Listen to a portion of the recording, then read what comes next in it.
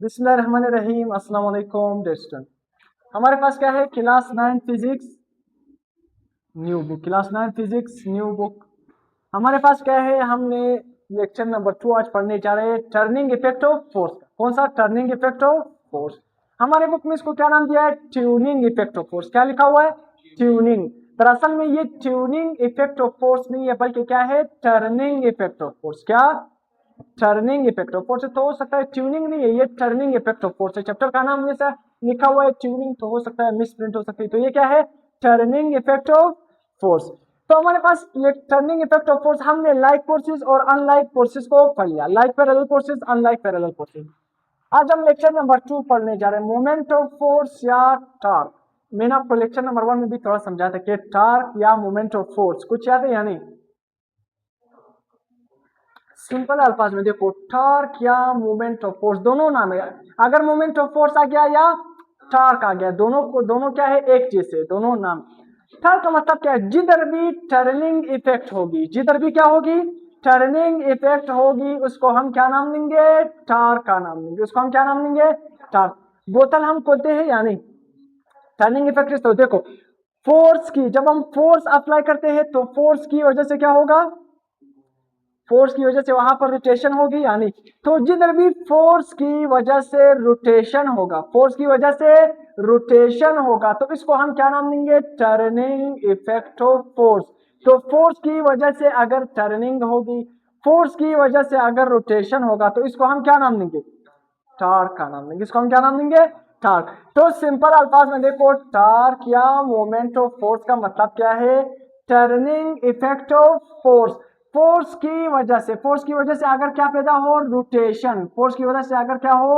Rotation. Force की वजह से अगर क्या हो? टर्निंग हो, तो इसको हम नाम देंगे टार्क। तो टार्क कोई न्यू चीज नहीं है। जिधर भी आप फोर्स अप्लाई करोगे, तो फोर्स की वजह से अगर रोटेशन होगा, फोर्स की वजह से क्या होगा? रोटेशन होगा, या फोर्स की वजह से टर्निंग इफेक्ट होगा, तो इसको हम क्या नाम देंगे? टार्क का नाम देंगे। देखो, जब आप घर में जाते हो ना, जब दरवाजा आप खोलते हो ना, तो वहां पर आप देखो हैंडल को रोटेट करते हो या नहीं? हैंडल को रोटेट करते हो या नहीं? तो सबसे पहले हम हैंडल को पकड़ते हैं, फिर हैंडल पर फोर्स लगाते हैं या नहीं? तो हैंडल पर फोर्स लगाते हैं, तो फोर्स की वजह से वो रोटेट करता है या नहीं? वो टर्न करता है या नहीं? तो फोर्स की वजह से ये जो रोटेशन है, इसको हम क्या नाम देंगे? टार्क का नाम देंगे। क्या नाम देंगे? टार्क का नाम देंगे। तो व्हाट इज टार्क?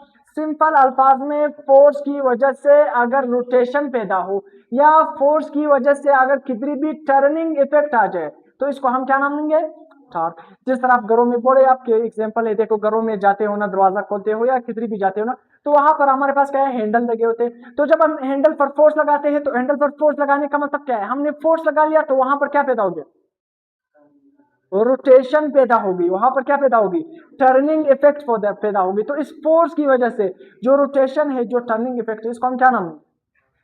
टार्क का नाम देंगे। क्या नाम देंगे? टार्क का नाम देंगे। अब देखो, रिजिड बॉडी, रिजिड बॉडी कोई बता सकता है या नहीं? What is rigid body?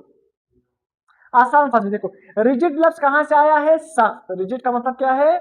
सख्त। अब देखो, रिजिड बॉडी का मतलब क्या है? यहाँ पर डिफिनेशन आपको मतलब थोड़ा मुश्किल अल्फाज में लिखा है, आपकी बुक में इस तरह साइड इंफॉर्मेशन लिखा है, मैं आपको समझाता हूँ आसान अल्फाज में। A body which maintain distance between its particle under the action of a single or multiple forces or number of forces is called rigid body। मतलब क्या है? देखो, मेरे पास ये एक बॉडी है, लेट्स सपोज ये मेरे पास क्या है? एक रिजिड बॉडी। इस रिजिड बॉडी किस चीज से बने हुए? छोटे छोटे पार्टिकल से बना हुआ है या नहीं? इस तरह छोटे छोटे पार्टिकल से बना, इस तरह छोटे छोटे किस चीज से बना हुआ है? लेट्स सपोज ये छोटे छोटे क्या बने हुए इसमें? पार्टिकल्स। तो इसमें ये छोटे छोटे, लेट्स सपोज ये रिजिड बॉडी छोटे छोटे पार्टिकल से बना हुआ है। किससे बना हुआ है? छोटे छोटे पार्टिकल से बना हुआ है। अब देखो, अगर मैं इस रिजिड बॉडी पर क्या अप्लाई कर दूं? फोर्स अप्लाई कर दूं। एक फोर्स अप्लाई कर दूं, दो फोर्स अप्लाई कर दूं, या मल्टीपल फोर्स अप्लाई कर दूं, तो रिजिड बॉडी वो होगा जब मैं इस पर फोर्स अप्लाई करूंगा। तो अगर ये अपना शेप चेंज ना करे, शेप चेंज ना करने का मतलब क्या है? ये जो पार्टिकल्स है ना, इसके दरमियान फासला देखो, अगर ये पार्टिकल के दरमियान फासला चेंज ना हो, तो इसको मैं क्या नाम दूंगा? ये रिजिड बॉडी। मतलब क्या है? आपने एक क्या उठा लिया? पत्थर। क्या उठाया? पत्थर। पत्थर पर आपने एक दो, आप सारे स्टूडेंट मिलकर पत्थर पर क्या लगा रहे हो? फोर्स। तो वो पत्थर भी छोटे छोटे पार्टिकल से बना हुआ है या नहीं? जब आप फोर्स अप्लाई करोगे, तो हर पार्टिकल के दरमियान इस तरह छोटा छोटे क्या होगा? फासले मौजूद होगा। तो आपकी फोर्स की वजह से उस पत्थर में जो पार्टिकल्स होंगे उसका फासला बढ़ जाएगा या कम हो जाएगा, कुछ होगा या नहीं? नहीं होगा, वो रिजिड बॉडी है। जब हम पत्थर पर फोर्स अप्लाई भी करेंगे, पत्थर पार्टिकल से बना हुआ है, तो वो छोटे छोटे पार्टिकल के दरमियान जो फासला है वो फासला मेंटेन रहेगा, वो चेंज नहीं होगा। क्यों? क्योंकि रिजिड बॉडी का मतलब भी है कि जब हम रिजिड बॉडी पर फोर्स अप्लाई करें, वो जिस भी पार्टिकल से बना हुआ वो पार्टिकल के दरमियान पहले जितना फासला था बाद में भी अगर वही फासला था, अगर आप फोर्स अप्लाई करोगे तो ये हमारे पास क्या होगा? रिजिड बॉडी होगा, फासला नहीं। वो क्या होगा? Rigid body. वो क्या होगा? रिजिड बॉडी होगा। तो समझ आ गया रिजिड बॉडी। अगर मैं इस बॉडी पर फोर्स अप्लाई करूंगा तो सिंपल, इसके दरमियान जो फासला है, इसके दरमियान क्या है? फासला। अगर फोर्स अप्लाई करने के बाद भी यही फासला मेंटेन रहा तो इसको मैं क्या नाम दूंगा? ये क्या है? Rigid body. अगर मैंने फोर्स अप्लाई किया, जो पार्टिकल के दरमियान डिस्टेंस चेंज हो गया, वो मेंटेन ना रहा, तो ये रिजिड बॉडी होगा या नहीं? नहीं। आप एक ब्रिक को उठाओ ना, ब्रिक को जब आप उठाओगे ना, सही है, ईंट ब्रिक उठाओगे, आप उस पर फोर्स लगाओ, वो छोटे छोटे पार्टिकल से बना हुआ है या नहीं?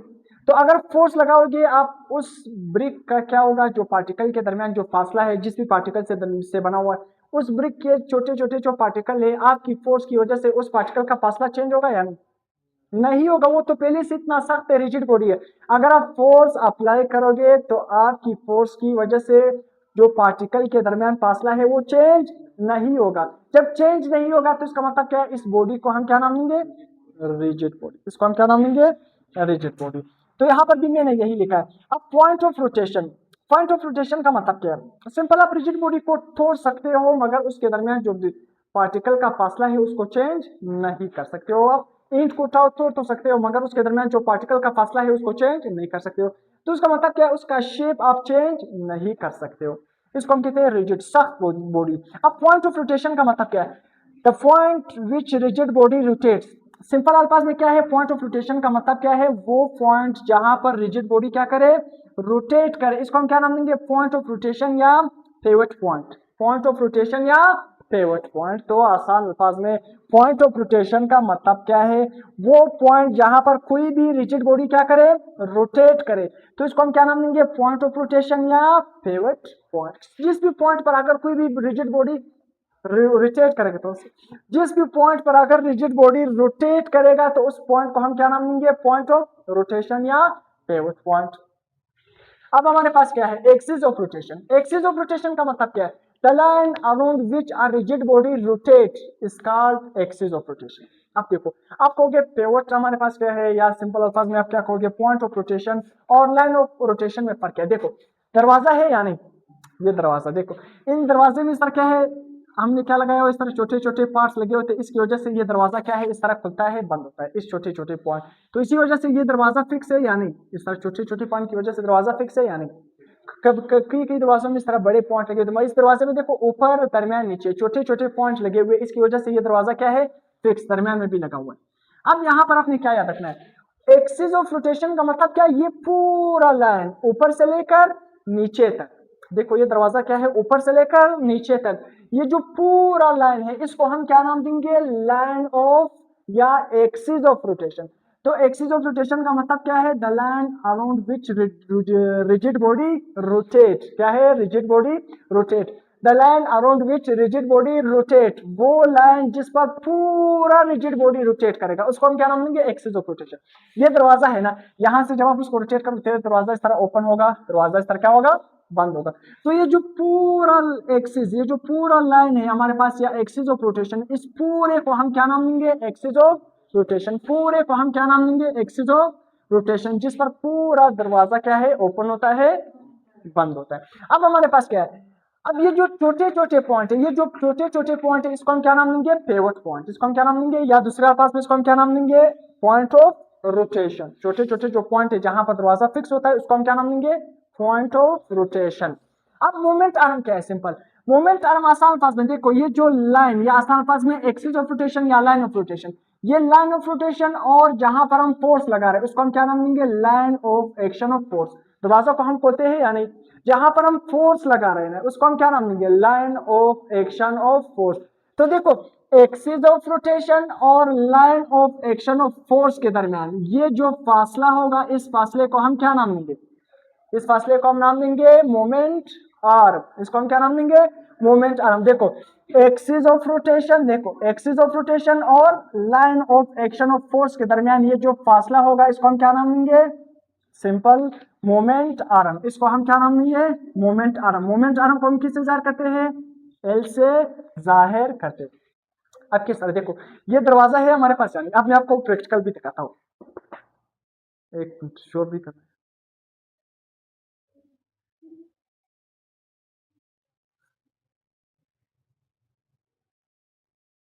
इसमें अपने इसको एक दफा फिक्स उसी तरह करना है, मैं यहाँ पर दिखा रहा हूँ।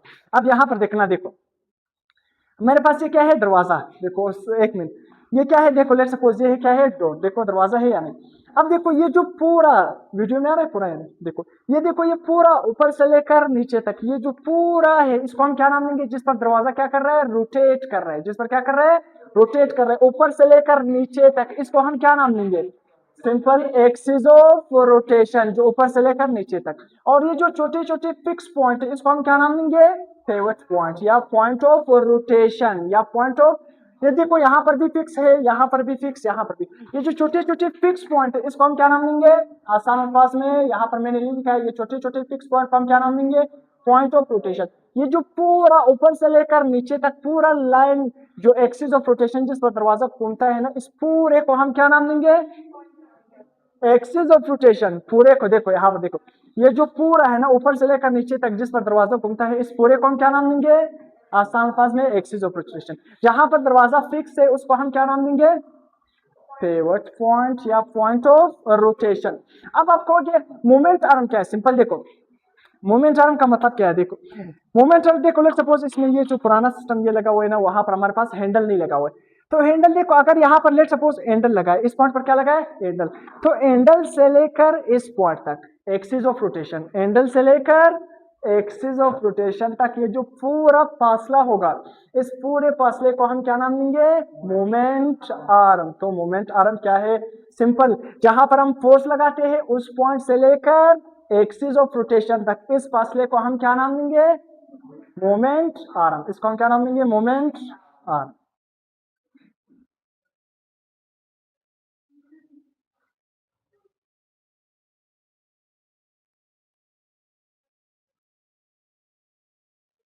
अब हमारे पास क्या है? मूवमेंट आर्म मैंने समझा रहे ना कि line of action of force और एक्सिस ऑफ रोटेशन के दरमियान जो फासला होगा उसको हम क्या नाम देंगे? Moment arm. जिस तरह देखो जहां पर एंडल होता है ना और दरवाजे के एक्सिस ऑफ रोटेशन जहां पर दरवाजा घूमता है ना, उनके दरमियान जो फासला होगा उसको हम क्या नाम देंगे? Moment arm. या देखो हमारे पास एक पाना है ना, लेट्स सपोज ये पानी का क्या है? हैंडल है। तो यहां से लेकर इस पॉइंट से लेकर यहां तक ये जो पूरा है हमारे पास, इस पूरे को हम क्या नाम देंगे? Moment arm. इसको पूरे को हम क्या नाम देते हैं? Moment arm. जिस तरह दरवाजे में जहां पर फोर्स लगता है यहां से लेकर यहां तक ये जो पूरा फासला है इसको हम क्या नाम देंगे? Moment arm. तो perpendicular distance between the axis of rotation and the line of action of the force, इसको हम क्या नाम देंगे? Moment arm. तो ये जो परपेंडिकुलर डिस्टेंस है हमारे पास एक्सिस ऑफ रोटेशन के दरमियान और line of action of force के दरमियान, इसको हम नाम देंगे मोमेंट आर्म। इसको हम किससे जाहिर करते हैं? एल से जाहिर करते हैं। अब इसके बाद क्या है? Line of action of force.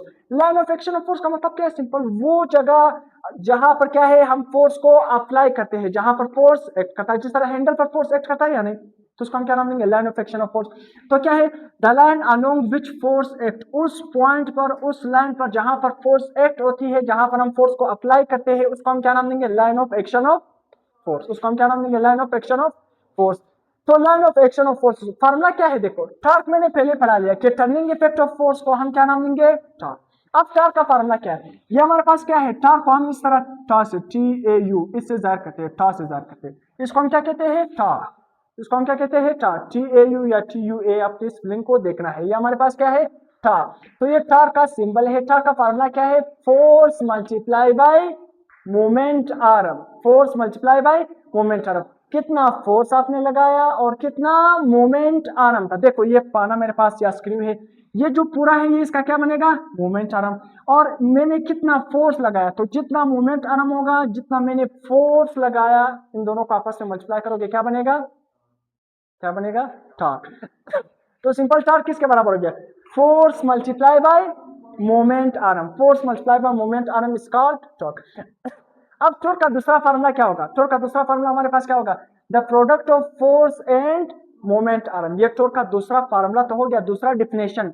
फार्मूले से आप किस तरह डिफाइन करोगे टॉर्क को कि the moment product of force end moment arm. जब भी हम फोर्स को मोमेंट आर्म से मल्टीप्लाई करेंगे तो ये किसके बराबर है, टॉर्क के बराबर होगा। सिंपल। द प्रोडक्ट, प्रोडक्ट का मतलब क्या है, मल्टीप्लाई। तो the product of force end moment arm is called torque, या टर्निंग इफेक्ट ऑफ फोर्स, या the product of force end moment arm is called torque. Torque हमारे पास यूनिट क्या बनेगा, सिंपल देखो फार्मूले से आप खुद निकाल सकते हो। फोर्स का यूनिट क्या है, न्यूटन। मोमेंट आर्म हमारे पास क्या है, फासला, उसका यूनिट क्या होता है, मीटर। तो यूनिट क्या बनेगा, न्यूटन मीटर। क्या बनेगा, न्यूटन मीटर। अब अगर कोई बंदा आपसे कहे कि 1 टॉर्क, मतलब आप 1 टॉर्क रोटेशन प्रोड्यूस करो या 1 newton metre torque rotation produce करो, तब आपके साथ कितनी फोर्स की जरूरत होगी, कितना मोमेंट आर्म। सिंपल, अगर आप चाहते हो कि आपके साथ 1 टॉर्क रोटेशन प्रोड्यूस हो तो कितनी फोर्स आप लगाओगे, कितना मोमेंट आर्म होगा। सिंपल, अगर आप देखो 1 न्यूटन फोर्स लगाओगे और वहां पर फासला क्या होगा, 1 मीटर होगा। 1 न्यूटन फोर्स लगाओगे और वहां पर फासला क्या होगा, 1 मीटर होगा। तब हमारे पास क्या होगा, वहां पर जो टॉर्क होगा वो क्या होगा, 1 न्यूटन मीटर के बराबर होगा। सिंपल देखो 1 न्यूटन मीटर टॉर्क हमारे पास किसके बराबर है, 1 न्यूटन मीटर टॉर्क हमारे पास, अगर हम 1 न्यूटन फोर्स लगाए और वहां पर जो परपेंडिकुलर फासला मतलब मोमेंट आर्म कितना होना चाहिए, 1 मीटर होना चाहिए। तो इन दोनों को आपस में मल्टीप्लाई करेंगे, हमारे पास टॉर्क किसके बराबर होगा, 1 न्यूटन मीटर। तो 1 न्यूटन मीटर टॉर्क हमारे पास आएगा। तो 1 newton metre torque is equal to 1 newton force, perpendicular फासला कितना होना चाहिए, 1 मीटर। तो हमारे पास 1 न्यूटन मीटर टॉर्क आएगा, या 1 torque is equal to 1 newton metre. तो समझ आएगा 1 यूनिट टॉर्क आप किस तरह डिफाइन करोगे, 1 न्यूटन फोर्स आपने लगाना है, परपेंडिकुलर फासला कितना होना चाहिए, 1 मीटर। तो मल्टीप्लाई करोगे आपके साथ 1 यूनिट टॉर्क या 1 न्यूटन मीटर, आपके साथ क्या बनेगा, टॉर्क बनेगा। ये सिंपल डिफिनेशन के लिए। अब देखो जिधर भी, अब अगर मैं इस क्रॉस को खत्म करूंगा, देखो टॉर्क का एक फार्मूला आ गया F क्रॉस L। अगर मैं क्रॉस को खत्म करूंगा तो इसकी जगह क्या लगाऊंगा, साइन थीटा। इसकी जगह क्या लगाऊंगा, साइन थीटा। जिधर भी क्रॉस लगा होगा तो अगर अपने क्रॉस को खत्म करना है उसकी जगह अपने क्या लगाना होगा, साइन थीटा। तो मैंने क्रॉस को खत्म कर लिया, इसको सिंपल सादा स्केलर फॉर्म में लिख लिया, FL साइन थीटा। तो ये भी हमारे पास क्या है, टॉर्क का फार्मूला है। ये भी हमारे पास क्या है, टॉर्क का फार्मूला। ये किस फॉर्म में है, वेक्टर फॉर्म में। कौन सी फॉर्म है, वेक्टर फॉर्म में। ये कौन सी फॉर्म है, वेक्टर फॉर्म में है। और ये हमारे पास कौन सी फॉर्म में है, स्केलर फॉर्म में। ये कौन सी फॉर्म है, स्केलर फॉर्म में। अब हमारे पास जो टॉर्क है वो दरअसल में कौन सी क्वांटिटी है, वेक्टर क्वांटिटी। वो कौन सी क्वांटिटी है, वेक्टर क्वांटिटी। वो कौन सी क्वांटिटी है, वेक्टर क्वांटिटी है। अब देखो यहाँ पर आप सिंपल देखो ना, टॉर्क का फोर्स के साथ कौन सा रिलेशन है, डायरेक्ट रिलेशन। टॉर्क का फोर्स के साथ कौन सा रिलेशन है, डायरेक्ट। टॉर्क का फोर्स के साथ कौन सा रिलेशन, डायरेक्ट। और टॉर्क का मूवमेंट आर्म के साथ भी कौन सा रिलेशन है, डायरेक्ट रिलेशन। कौन सा रिलेशन है, डायरेक्ट रिलेशन। देखो टॉर्क का फोर्स के साथ डायरेक्ट रिलेशन का मतलब क्या है, अगर आप फोर्स को बढ़ाओगे तो टॉर्क भी क्या हो जाएगा, बढ़ जाएगा। अगर आप फोर्स को कम करोगे तो टॉर्क भी क्या हो जाएगा, कम हो जाएगा। क्या हो जाएगा, कम। मतलब क्या है, मोर फोर्स मोर टॉर्क। अगर आप ज्यादा फोर्स लगाओगे तो ज्यादा टॉर्क प्रोड्यूस होगा। ज्यादा टॉर्क प्रोड्यूस होने का मतलब क्या है, ज्यादा टर्निंग इफेक्ट होगी। जब ज्यादा टर्निंग इफेक्ट होगी तो आप उस नट को, उस चीज को आसानी से क्या कर सकते हो, खोल सकते हो, ओपन कर सकते हो। अब देखो टॉर्क, अगर हमारे पास फोर्स कम होगा तो इसका मतलब क्या है, टॉर्क कम होगा। जब टॉर्क कम होगा तो इसका मतलब क्या है, टर्निंग इफेक्ट कम होगी। जब टर्निंग इफेक्ट कम होगी तो वहां पर रोटेशन कम होगा। जब रोटेशन कम होगा तो आप उस चीज को आसानी से नहीं खोल सकते। तो टॉर्क का फोर्स के साथ कौन सा रिलेशन, डायरेक्ट। एक चीज ज्यादा दूसरी चीज भी ज्यादा, एक चीज कम दूसरी चीज भी क्या होगी, कम। टॉर्क का मोमेंट आर्म के साथ कौन सा रिलेशन, डायरेक्ट रिलेशन। सिंपल, अगर ज्यादा फासला होगा तो टॉर्क भी क्या होगा, ज्यादा। कम फासला होगा तो टॉर्क भी क्या होगा, कम। देखो मेरे पास ये स्पिनर मौजूद है ना, एक पाना मौजूद है। अगर इसका ये जो मोमेंट आर्म वाला फासला ज्यादा होगा, फासला ज्यादा होगा, तब मैं आसानी से नट को खोल सकता हूँ, या फासला कम होगा। देखो एक स्पिनर ये है मेरे पास, सपोज एक स्पिनर ये, इसका मोमेंट आर्म कम है, इसका मोमेंट आर्म ज्यादा है। किसका मोमेंट आर्म ज्यादा होगा उससे मैं आसानी से नट खोल सकता हूँ, या जिसका मोमेंट आर्म कम होगा उससे मैं नट आसानी से खोल सकता हूँ। गुड। जिसका मोमेंट आर्म ज्यादा, देखो फासला ज्यादा तो मैं बहुत आसानी से ज्यादा फोर्स लगा सकता हूँ। मैं क्या हूँ, ज्यादा फोर्स लगा सकता हूँ। तो इसी वजह से जिसका मोमेंट आर्म ज्यादा होगा तो मैं ज्यादा फोर्स लगा सकता हूँ। मतलब वहां पर ज्यादा फोर्स लगाने का मतलब क्या है, ज्यादा टॉर्क प्रोड्यूस होगा। अगर मोमेंट आर्म कम होगा तो इसका मतलब क्या है, टॉर्क क्या होगा, कम प्रोड्यूस होगा। क्यों कम प्रोड्यूस होगा, ये छोटा है, देखो मोमेंट आर्म कम है, फासला कम है, तो मैं ज्यादा फोर्स नहीं लगा सकता हूं। तो इसी वजह से मोर डिस्टेंस मोर टॉर्क। अगर मोमेंट आर्म ज्यादा होगा तो ज्यादा टॉर्क होगा, मोमेंट आर्म कम होगा तो टॉर्क भी क्या होगा, कम। फोर्स हमेशा क्या होना चाहिए, परपेंडिकुलर होना चाहिए। क्या होना चाहिए, परपेंडिकुलर का मतलब क्या है, ये स्पिनर है ना, यहाँ पर क्या मौजूद है, नट, मैंने इस नट को खोला है ना, तो मेरा फोर्स क्या होगा, इस तरह परपेंडिकुलर होगा, या ऊपर या नीचे, परपेंडिकुलर होगा। परपेंडिकुलर का मतलब क्या है, 90 डिग्री, क्या बनाना चाहिए एंगल, 90 डिग्री। अगर मैं क्या कर दूं, पैरेलल कर दूं, क्या है, लेट्स सपोज फोर्स किस तरह लगाओ, पैरेलल। पैरेलल का मतलब क्या है, मैं इस तरह खींचूं, मैं इसको इस तरह खींचूं, ये नट खुल सकता है या नहीं, इसका मतलब क्या है, पैरेलल। तो हमेशा फोर्स क्या होना चाहिए, परपेंडिकुलर। क्या होना चाहिए, परपेंडिकुलर, या ऊपर या नीचे, तो हमेशा क्या होना चाहिए, परपेंडिकुलर। तो अगर फोर्स पैरेलल था तब हमारे पास टॉर्क प्रोड्यूस नहीं होगा, वो चीज खुल नहीं सकती।